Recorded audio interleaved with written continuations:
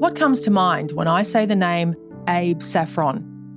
He died in 2006, so don't feel too bad if nothing comes to mind for you. But for me, that name has always conjured images of violence, misery and murder, of a ruthless King's Cross crime king responsible for countless mysterious disappearances and deaths.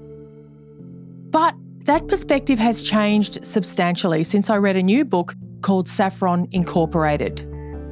It's written by Stuart Coupe, who is himself a legend of the Australian entertainment industry.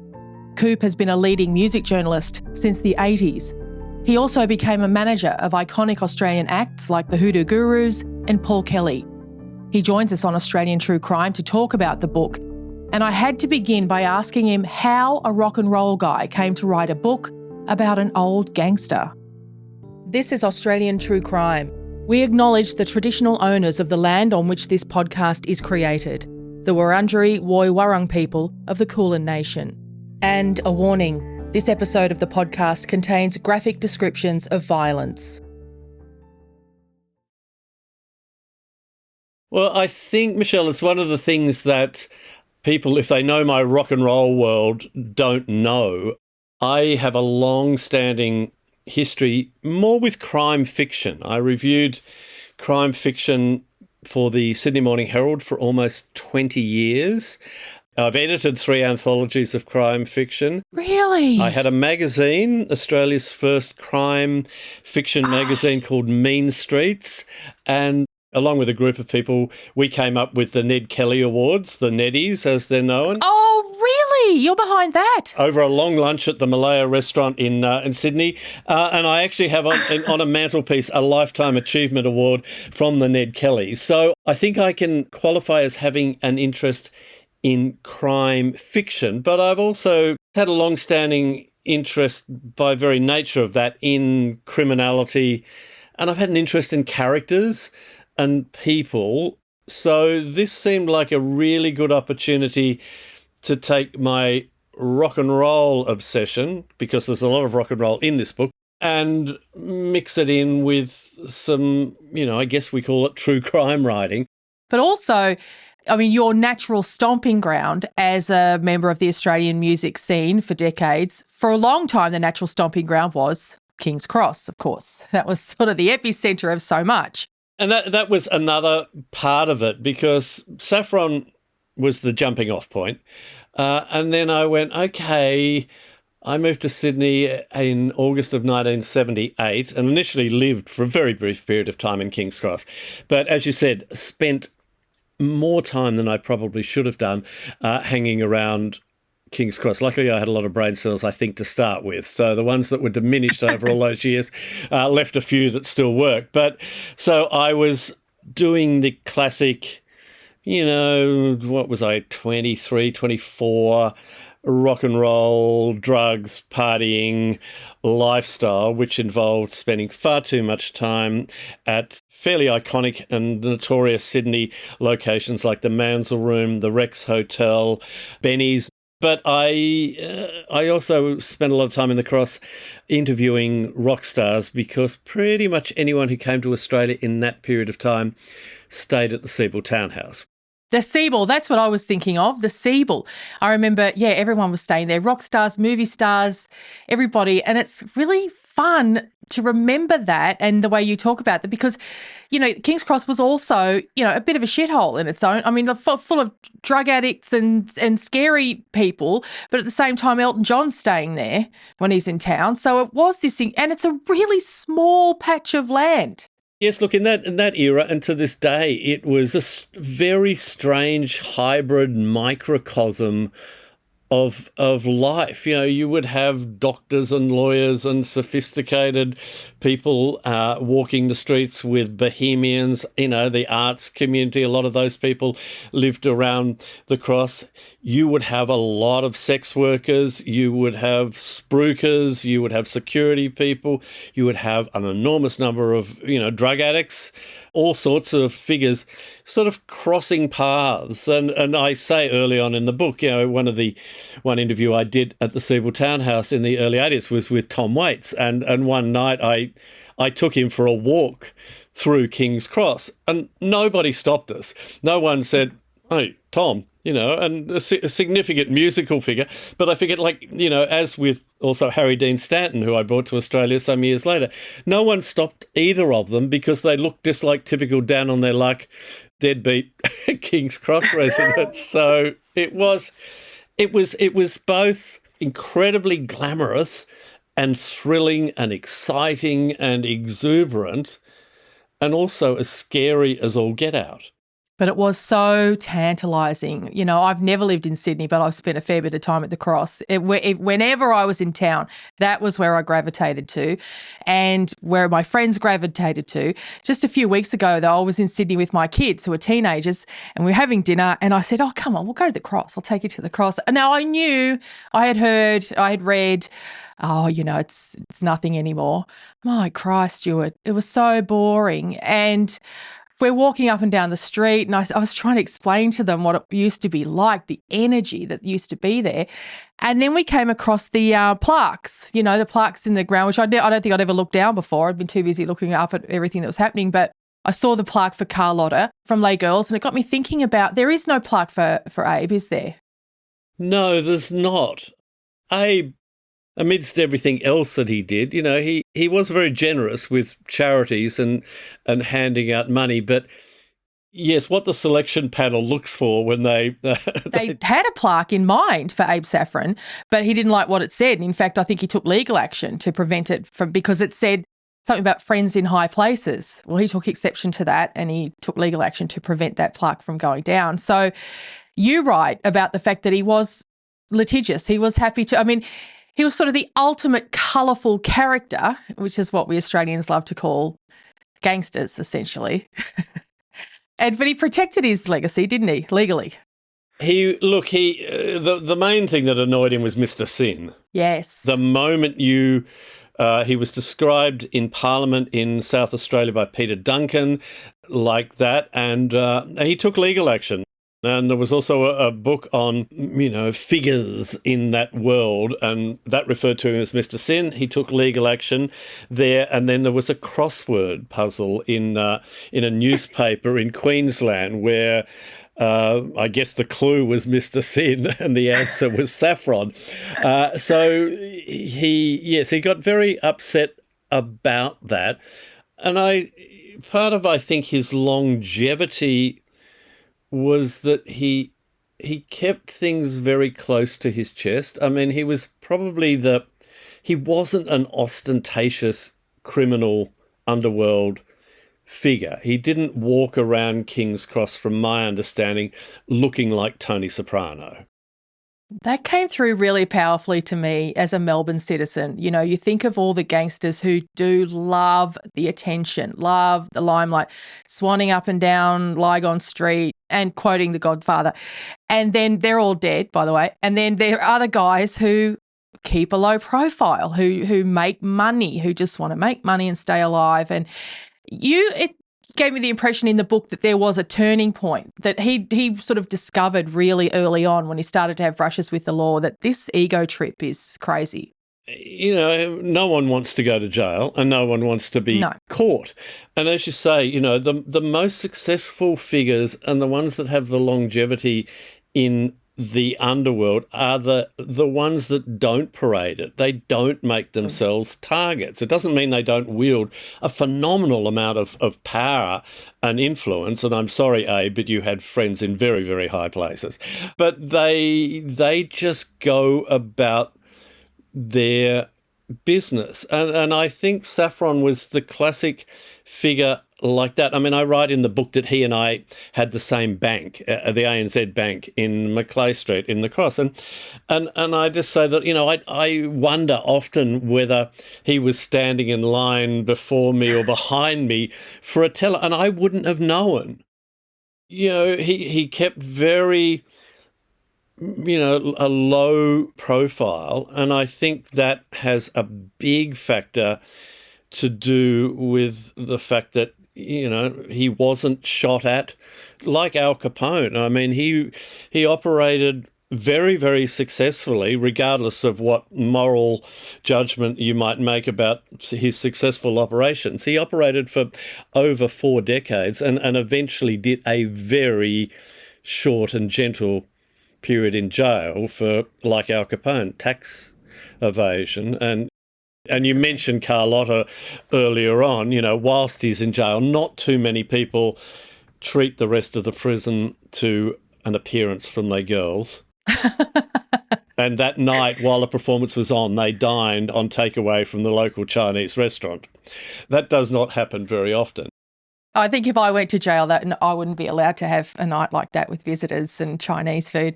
So, I mean, legally, technically, Saffron made his money out of real estate. Is that correct? He was a real estate tycoon around the neighbourhood. That's the conclusion I came to, because I was prompted to write the book, aside from all the things that we've already talked about, but I was watching that documentary on the ABC, which was attempting to connect him with the horrific fires at Luna Park, where 7 people died, 6 of them were children.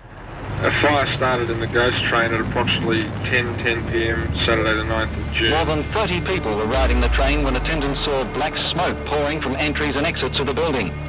Seconds later, empty carriages emerged in flames. At this stage, there was no idea how many people were trapped inside. It's unknown how many people are actually dead in there at the moment.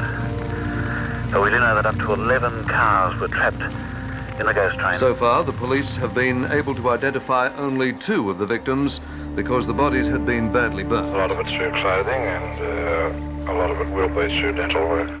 Reprehensible, hideous, horrible, indescribably terrible. And so this show was making a pretty heavy-handed attempt at connecting Saffron to the starting of those fires. And I went, you know what, I'm not saying that he wasn't involved or didn't know who was involved, but there is no tangible documented evidence that he was involved in the Luna Park fires. The park sits under the harbour bridge and across from the Opera House. It's extremely desirable real estate. Do you have any connection directly or indirectly with the Luna Park site? None at all. It became clear that there was a link between Abe and the company which eventually took control of the park. There appears to have been a determined effort to hide the true family and business involvement of Saffron in the company Harbourside Amusements Park Proprietary Limited. Did you try to hide your connection? I've got no idea who said it, but it's untrue.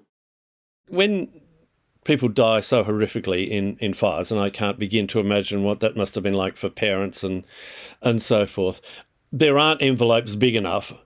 There aren't enough banknotes to put in those envelopes to make that sort of stuff go away. The cops wanted to know, and as they should have, who was behind that fire. But Saffron, particularly since he died, he's kind of like the pin-up guy for anything to do with organised crime. Yeah, I got that impression from your book. It made me think about my impression, having never researched him. But I was sort of like, I thought he was very violent. I thought he was murdering people. I thought there was a lot more violence, certainly, and criminality. I mean, for one thing, the Wanita Nielson murder, she was the activist around town who was against some kind of development, right? She was against the development in the neighbourhood. Do you think he was involved in her murder? Because that's certainly a theory that's, I think, gained prominence in the last couple of years. And that's the other big one. Yeah. Almost a year ago to the day, an attractive woman at 37 left this semi in the heart of King's Cross for the last time and perhaps closed the door on her life. She had walked the streets of the Cross for almost 4 years and was only too familiar with the development taking place down the road in Victoria Street. This was her greatest obsession. She wanted the project stopped. But that morning, on July the 4th, she ignored the work and went straight to the Carousel restaurant for a business appointment. Then, just before lunch, she left and returned to Darlinghurst Street and climbed into a yellow Falcon. At exactly 11:20, Wanita Nielson was seen publicly for the last time. My perspective, I don't think he had anything to do with the disappearance and, presumed almost certain murder of Wanita Nielson. But again, it's always, you mention Wanita Nielson, disappearance, murder, and the next words that people say, Abe Saffron. Yeah. Couple of factors. He didn't particularly get on with Frank Tiemann, who was the developer, wanting to get rid of those houses on Victoria Street. And he owned the Carousel nightclub, which was the last place that Wanita Nielson was seen alive. Okay, that doesn't make him the killer. And also what I found out whilst researching this book is that Saffron really didn't have a lot of interest in that side of Victoria Street. He was really interested in the other side of Victoria Street, the side that Wanita Nielson actually lived on, because I looked at her house. The house is still there. He was about, at that time, to make the most money he possibly ever made legally, because he owned the property where King's Cross Railway Station is now situated. Oh, wow. Now, the fact that there was illegal casinos and brothels and other trademarks of Saffron Inc. in those premises, that's just the way it was. But at the end of the day, he owned the real estate. So I developed this understanding of Saffron. He started off with pubs and licensing and sly grog, doing, that kind of 40s stuff. This is where the rock and roll thing came in. He became involved with Lee Gordon, this incredibly weird, wild, fabulous entrepreneurial character who brought hundreds of American artists to Australia, including Frank Sinatra. I mean, technically Abe Saffron co-promoted Frank Sinatra tours of Australia. So he got involved with Lee Gordon. Why did he get involved with Lee Gordon? Because Saffron had a lot of money, and if you needed money, as they say, who are you going to call? Saul? No, you're going to call Abe, right? And in order to produce shows like that, as this is the world you come from as well, to promote music shows, it costs a lot of money up front, right? And then you're going to make that back and then you profit. But you need someone to invest up front. Yep, you've got, and Gordon was rolling in dough one week, broke the next week, rolling in dough the next week, broke, up and down, up and down, up and down. And the life of the concert promoter, as I have discovered trying to be one and also have written about, is incredibly precarious. So you can make a astronomical amount of money on one tour, and then 2 weeks later you can lose it all and more. So Saffron worked out fairly quickly that this was too precarious for him. But the one thing that stuck in his head was that the bricks and mortar stayed forever and generated money every week. And so if you owned premises where cabaret happened, nightclubs, restaurants, brothels, illegal gambling, basically anything that you could operate within four walls, then you were going to be making a secure, ongoing income, and you were going to own and amass a lot of real estate. So, Abe, as I found it, he was no fool. And he realised that by acquiring property, not exclusively in Sydney and King's Cross. He owned a lot of property in Adelaide, owned a lot of property in Perth, but that was the way to have longevity. Did he know what was going on, inside these buildings that he owned? Almost certainly. Did he care? Probably to his detriment, if you want to talk about morals. No, he didn't care. Was he a violent man? Nothing that I've uncovered suggested that he personally was a violent man. I don't see and hear any evidence that certainly that he killed anyone, and people say, I got beaten up by Abe Saffron. I've had all of those since the book came out. Oh, my uncle got, someone this morning even sent me an email going, I knew this junkie who got thrown off a building by Abe Saffron, right? Everybody's got an Abe story. Yeah. And I go, hang on a second. I'm totally convinced that he knew people that would, see if you could fly without a parachute, if there was a tall building around. And, if you were behind on the repayments on a $200,000 loan that you had received from Mr. Saffron, and of course that will be 30% on top of that, thank you very much, and you were not making your payments, messages would be sent and they may involve baseball bats and your elbows and your knees or something more sinister. I'm sure that happened. As for Saffron himself administering that sort of, justice or reminder, I don't buy that either. I think he surrounded himself by astute legal people, by people that could very successfully bury the ownership of so many bits of real estate under a complicated structure that the tax department spent 30 or 40 years trying to unravel and were unsuccessful. And he also surrounded himself by people whose influence and ability to not see things or make life easier for certain people could be bought by envelopes containing large amounts of cash.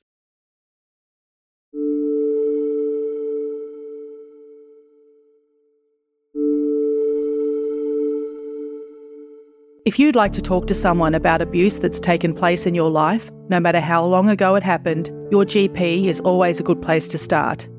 If that's not going to work for you, you can contact 1-800-RESPECT on 1-800-737-732 or via their website 1800respect.org.au. Or you can call Lifeline's 24-hour phone counselling service on 13 11 14.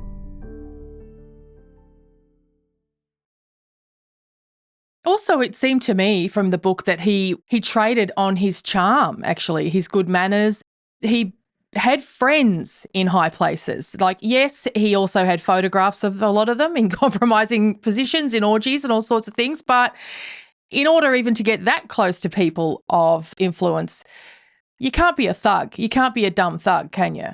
I've heard and read very little from anyone who speaks about him in the way that you might, superficially expect people to talk about a figure like Abe Saffron. I suspect that he was quite endearing in his own reserved way. The photographs are interesting because the photographs have never surfaced. There are meant to be in existence lots of photos of lots of prominent people in very compromising positions. Now, do they exist, or was it even just the suggestion that they might exist?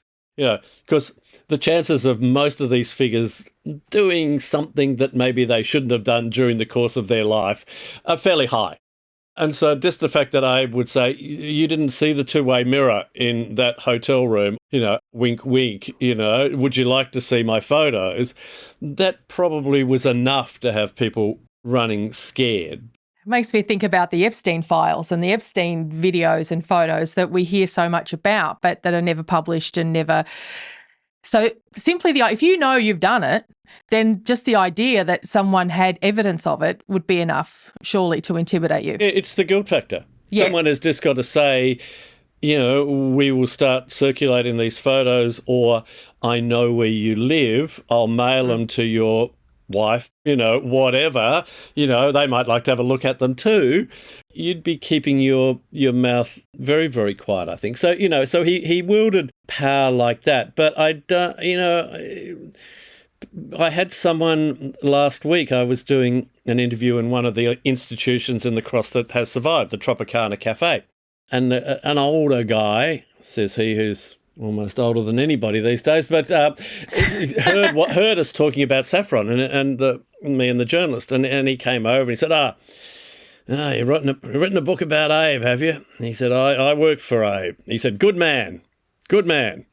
He said, he did more for tourism in this area than anyone else has ever done. He said he bought so much money and so many people, and that's your recollection like mine. I wasn't around for the 50s and 60s and early 70s, but it was a mecca for good times and fun nights out.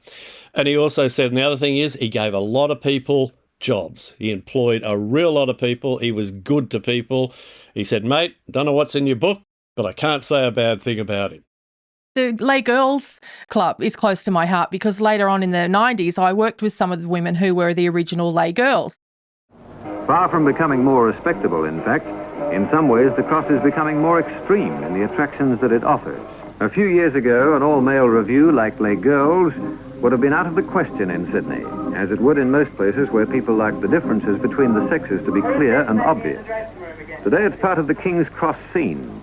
Technically, the performers at Les Girls are female impersonators, but they're adding a startling new dimension to an old form of entertainment.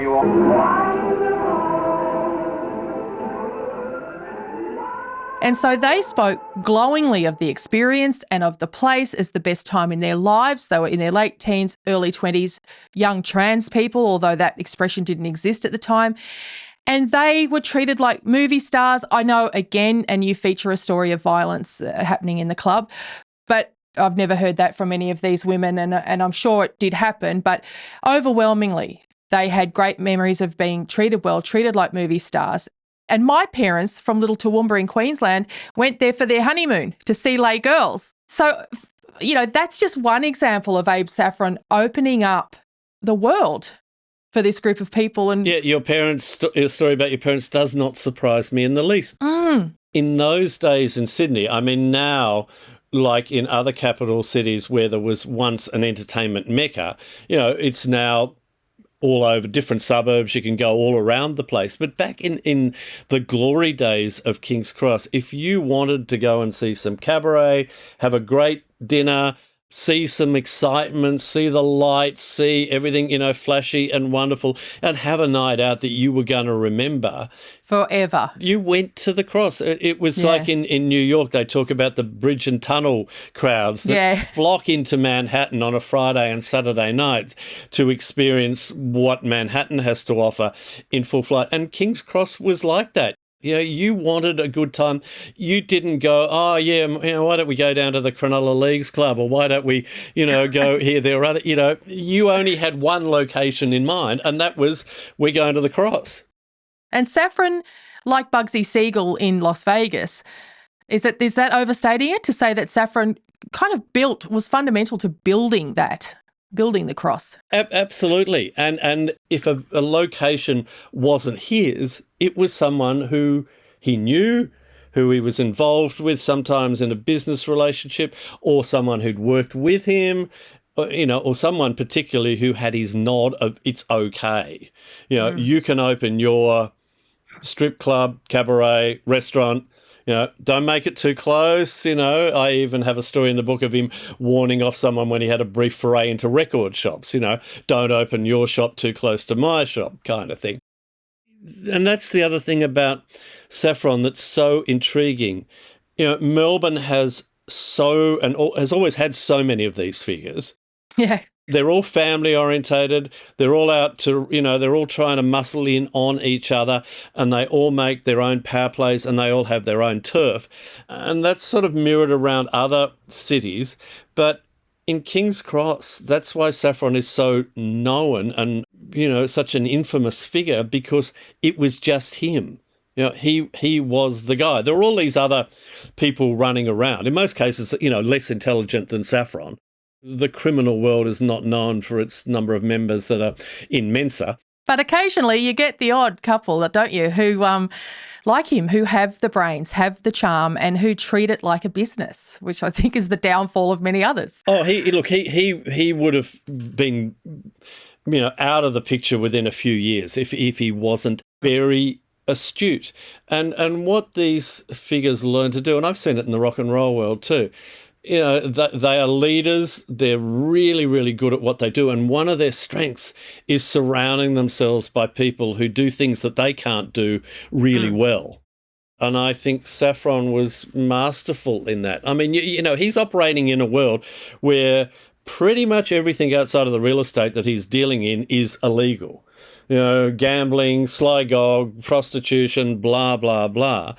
And the fact that, you know, of course he had people on his side, but you can't have everybody on side.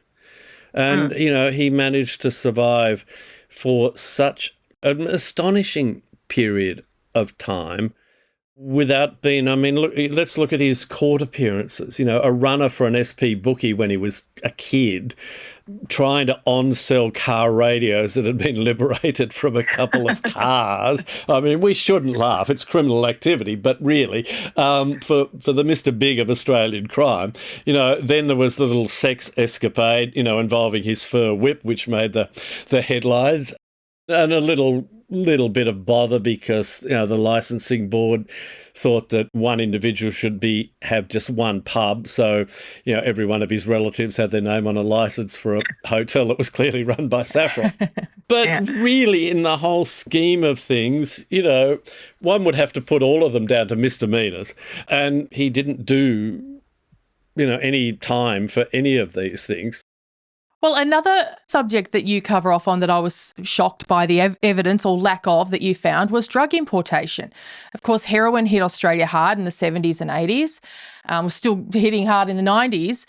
I would have assumed that a man like Abe Saffron would have been involved in drug importation just because, you know, all the gangster movies tell us that you kind of had no choice at some point because it became the currency. But you say in the book that you haven't found any evidence that he was connected with importation. None. And I would guess that Saffron really didn't like drugs. My feeling is that he shied away from it because there were too many brain-dead loose cannons in that world. You know, a lot of them. You know, you only have to read about these drug syndicates and you go, you know, again, we're not talking Einsteins here. You know, we're talking about some brutal, nasty people. And someone wrote to me a little while back, someone from Adelaide, and they heard about the book and they said, oh, Abe Saffron, they said the man who single-handedly turned Adelaide onto heroin in the 70s. How many people did he murder? That was the email. And I went, hang on a second. Now, no evidence that he was involved in drug importation or dissemination. Yes, he owned a lot of pubs in, let's pick Adelaide, but it could have been Sydney or it could have been anywhere else, where almost certainly drugs were bought and sold. Did he know? Quite possibly, or he would have had his suspicions. Would he have attempted to stop that? Probably not, as long as he was getting the money that was due to come to him. I don't think it's out of the question that he may have provided funding to individuals without asking what they were going to use the money for because he didn't care, and that some of those people may well have used finance provided by Saffron for the importation or distribution of all manner of drugs. But Saffron's bottom line was, I lent you $250,000. We agreed that it would be repaid within 3 months. And when it came back, that $250,000 would in fact be $320,000. That's the extent of our business discussions here. What you do with that $250,000, you can buy balloons, you can start a skydiving business, or you can import a humongous amount of heroin.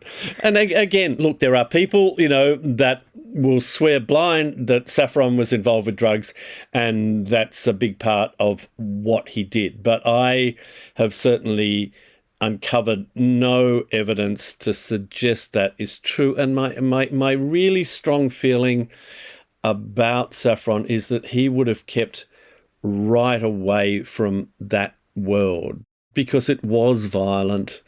You know, the chances of you getting caught, you know, it was a high risk.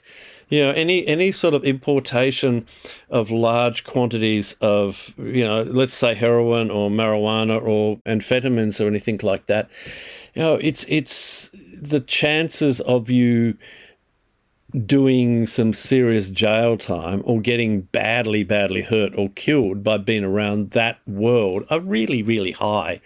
And I don't think he wanted to play with those kids. You know, that was a sandpit that wasn't for him. That's my feeling. But did he provide finance that might have gone in that direction? You know, that's quite possible. If I had the opportunity, and I wish I'd done, to sit down and go, hey, baby, you know, heroin? And he would have gone, I hated junkies. I hated drugs. You know, that's my feeling. Yeah. Personally, I don't know any members of the drug squad. And as far as saying that I, again, have any connection with the drug scene or drug trafficking in any way at all is a complete lie. I can't deny it strongly enough. You cite a lot of references in your book. You say, well, this bloke reckons this bloke reckons that. One of the blokes is his son, Alan Saffron. And Alan's book is evocatively titled Gentle Satan, My Father, Abe Saffron. So, so far you and I have painted a pretty sympathetic picture of Abe from our perspectives. Where does Gentle Satan come from and where does it end up? Oh, look, Alan wanted to be his father and didn't have the smarts, is my reading of that. He wanted to take over the empire and be like his father. A very understandable desire from a son or daughter, and he just didn't. I don't think he was particularly over-endowed, in the brains department. God, it's a story as old as time, isn't it? Yep, and his book's, remarkably, inaccurate in places and fanciful. He locates himself in situations and places that I'm just going, I don't think that's possible. And look, he had a significant axe to grind in that, when Abe died, everybody except Alan got really, really, people close to him, mistresses, grandkids, everybody got lots and lots of money. Alan ended up with, hey, $500,000 is not chump change, but it was a lot less than what Alan wanted. And I did talk to someone who talked to Abe about Alan, and Abe's perspective was, he said, I've given him millions and he's screwed it up and lost it all. He's kind of had his inheritance. I wondered if that was the thinking, because I remember you talked about, it just gave an insight into his childhood and his life and the way he was raised. When Abe got into a bit of trouble over an orgy and the fluffy whip and all of that, and it made the media, Abe's wife took their son Alan to Europe to wait for it to blow over because she was so embarrassed. And I thought, geez, there's some big money. I mean, I knew Abe was making money, but when your wife can afford to decamp to Europe with the kids so they don't find out or they don't have to deal with the media, that's the way Alan was raised. It's a lot of money. Yeah, a lot of money, and the expectation that when Dad was not around, all of that empire, which, some people say 20 million, some say 40 million, then there's all the real estate, all sorts of, there was a lot there, and Alan, presumed or assumed that it was all going to be his. I do love my father. I love him very much. But more than I love him, I respect him. And I respect him because of the fact that I've learned business principles from him. Alan's now no longer with us, but, there's a fabulous, you can see it on YouTube, a segment about kitchen disasters. I don't know if it's a Gordon Ramsay or one of those. And it's when Alan attempts to open a hamburger restaurant in Los Angeles. It is cringeworthy. Wow. It's priceless. And one of the reasons that he managed to keep this restaurant going in Los Angeles was because he got his hands on $250,000 of his son's inheritance.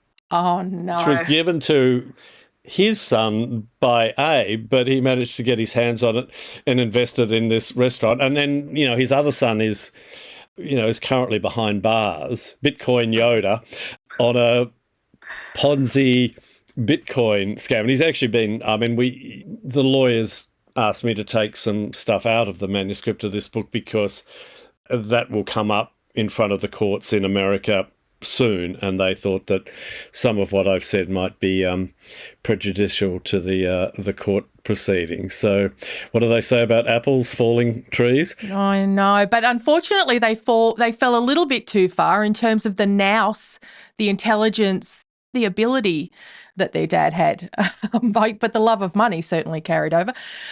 So tell us about the last years of Abe, because he lived to a ripe old age. When did he end up serving time? It was only a couple of years before he passed away, so he probably would have never done jail time except for the fact that his second in command for such a long time, Jim Anderson, who ran the Carousel Club when Wanita Nielson was last seen, they had a falling out because Jim had aspirations. I don't think the brightest guy, a brutal guy, a tough, I'll do anything kind of individual, typical of those people around King's Cross in that era that you did not want to run into and you did not want to get on the wrong side of. And so they had a falling out because he wanted more than Abe was prepared to let him have. In the last 5 years, I have attempted to divorce myself from any association with Abe Saffron. To divorce Abe Saffron is a very painful and very expensive experience because most of the people that have been associated with him are in positions of great power in this country. He doesn't reach just state level, he reaches federal level. And so he went on a vendetta to basically dob Saffron into the tax department. He wanted to undermine him, and he fed them information about his books and the alleged, 2 sets of books, and, basically gave them enough information to finally get him on these tax charges. And look, towards the end of his life, he was slowing down, and I think that, he, like most observers, probably tired of what he saw around the cross.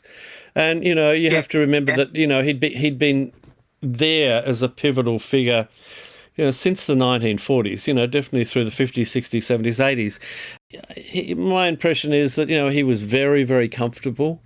And he was maybe a little worn out because, he was in his 80s, right? Late 80s. Yeah, he was elderly. Yeah. And so I think that, he felt like he wanted to just quietly, he knew who he was, he had the money, he was still very well connected. I'm guessing that to go to jail, so late in your life would have scared the living daylights out of him too, as it would anybody. I mean, no one ever wants to go to jail, but, the fact that, okay, we can make light of it and go, it was a soft sentence and it was only, but, one night behind bars is too long, Well, particularly, again, in terms of his lifestyle. I mean, yeah, we're joking about, well, jail would be okay if you could eat Chinese and Carlotta would come and do a show in there. But compared to his life, he is in his 80s. I'm sure he is living in the lap of luxury, surrounded by people who love him and pamper him. Yeah, it would be very frightening. Horrible experience, I would think. Oh, look, he had his, all his expensive cars. He had real estate all over Sydney. He had mistresses, some of whom he was very, very close to for a long time. But let's not forget that he stayed married to Doreen right until, it was one of those relationships where, you kind of, it takes a lot to try and understand, but they clearly had some bond that kept them together because he didn't hide the mistresses. He had other kids. He was only at home, a certain number of nights a week, blah, blah, blah. But still, they stayed together. But no, I think he was, towards the end, it was kind of like, I'm just going to take a back seat, and I suspect that he didn't like and have much empathy with the newer breed of underworld criminal and figure. The drugs were getting nastier. The brutality was getting nastier. The crime in and around King's Cross was more upfront. People were getting shot in the street. Cars were getting bombed. There's less glamour too. More crime. And more unpredictable people. And I think his longevity was down to the fact that, he kept that world at a distance. That the loose cannons, the unpredictable characters and the not so bright characters were kept where he wanted them. I think it must be very difficult to be, any kind of incredibly successful man. I think much more so than being an incredibly successful woman, I have to say. But to have been an incredibly successful, respected man, to age and to reach what is clearly the end of your life must be difficult, to lose control of so many things. I guess that would be the case. And also, to be known not as a successful business person, but as, that bastard Abe Saffron, he did this, Mr. Sin, he's a criminal, he's a crook, he's, he caused children to burn.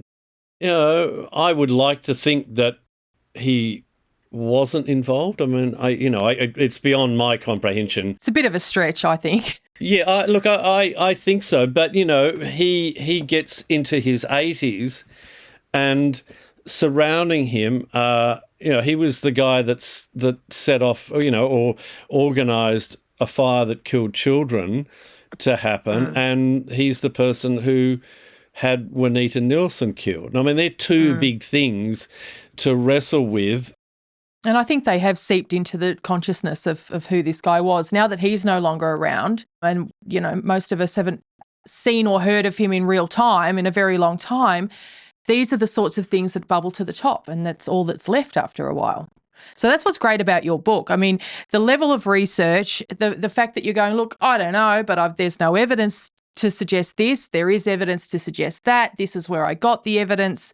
In that way, I found it really sympathetic. I thought, well, you're not letting anything through to the keeper here. You are just saying what is real, what you can prove, what can't be proved. And even as you have today, you've spoken of him in affectionate terms in some ways, but realistic.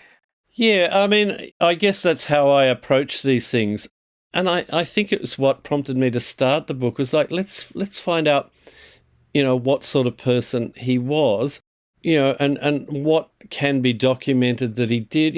Look, some people who've had the opportunity to read the book early, have said, oh, you're too gentle with him, you're too nice.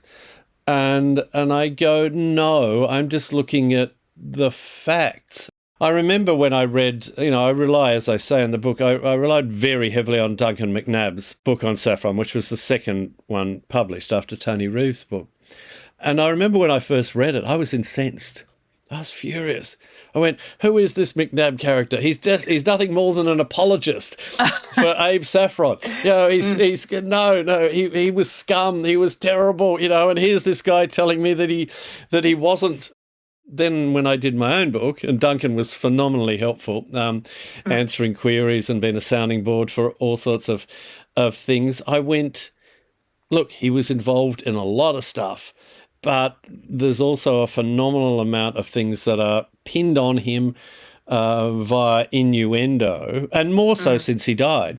He did 2 interviews in his life. He didn't go out and go, oh, well, I didn't do this. I didn't, and all that sort of stuff. I mean, so there was a darkness there, and there was, he was driven, I think, by the desire to make money. But, is that such a bad thing? How he made his money, yeah, that disturbs me on a lot of levels. The abuse of women, prostitution, it sits uncomfortably with me. How many lives have been, ruined by gambling, alcohol, all of those sort of things. Can you blame Saffron for any of that? No. Can you feel, not exactly warm and fuzzy about the fact that he did allow all of those sort of activities to be carried on, and to an extent, enabled the ease with which they were carried on? Well, that's just a hallmark of capitalism, it seems to me. I mean, I don't honestly know how you can amass a fortune in our culture without being prepared to compromise yourself ethically, morally. I can't think of any examples where anyone's managed to do that.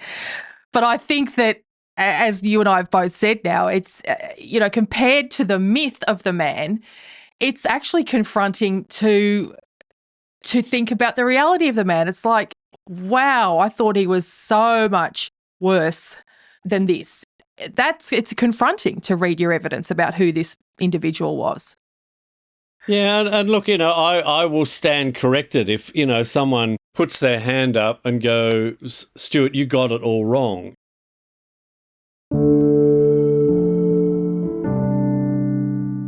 Thank you to our guest today, Stuart Coupe. His book, Saffron Incorporated, is available now. We've also included a link in the show notes to that episode of Gordon Ramsay's Kitchen Nightmares featuring Abe Saffron's son Alan and his grandson Daniel. It's pretty wild. If you need support after listening to this podcast, you can call Lifeline on 13 11 14 or contact 1-800-RESPECT on 1-800-737-732 or 1800respect.org.au. Indigenous Australians can contact 13 Yarn on 13 92 76 or 13yarn.org.au.